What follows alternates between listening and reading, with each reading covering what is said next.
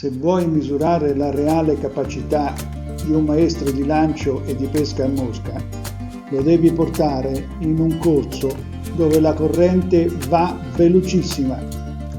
Diversi personaggi che si reputavano grandi pescatori sono stati messi alla prova da me in queste condizioni e si sono rivelati delle vere e proprie sole, tanto che ho dato loro il nome di pescatori d'acqua ferma, ossia di laghetto.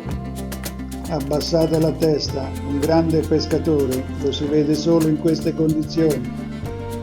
Un veloce correntone con degli spazi da 1-2 centimetri presso le rive, è lì che dobbiamo piazzare la nostra imitazione. E dopo averla appoggiata in loco, dobbiamo farcela sostare per il minimo tempo indispensabile. E questo può avvenire se hai fatto un lancio a regola d'arte, hai usato un finale adeguato e sai gestire la canna in ogni situazione.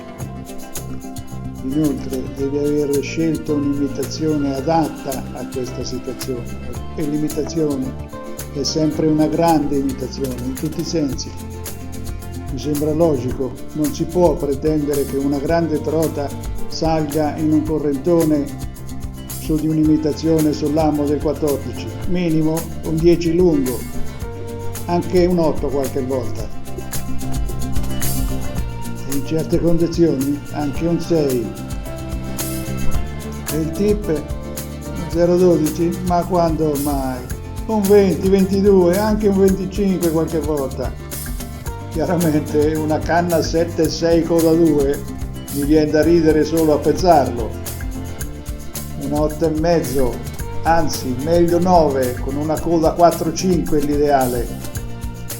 Chiaramente il tip finale deve essere molto lungo per poterlo curvare correttamente.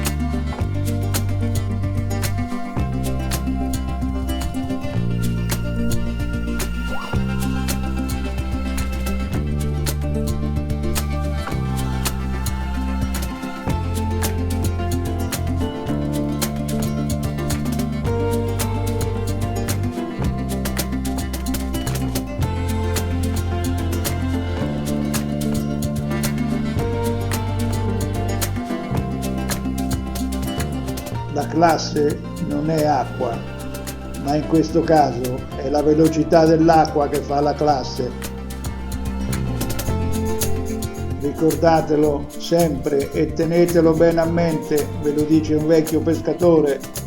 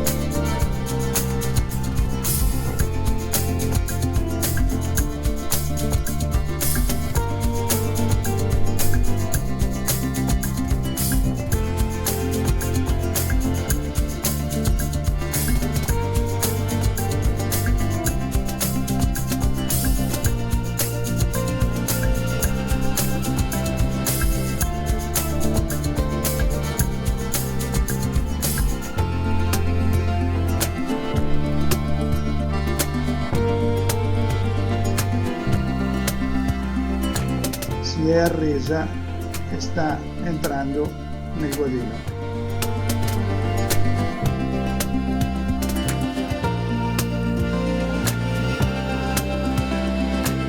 Nella pesca a mosca e nella costruzione degli artificiali sono 45 anni che vi prendono per i fondelli e ancora ve ne dovete accorgere. Svegliatevi gente, svegliatevi!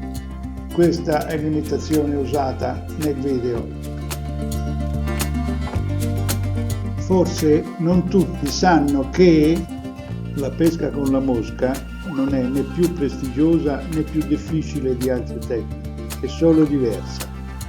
Diversi e speciali invece sono tutti quelli che la comprendono fino in fondo, tanto da capire che essa ti dà quello che tu gli dai. Soprattutto è una tecnica che va amata e come in tutti i grandi amori per essere ricambiati è necessario dare senza nulla chiedere.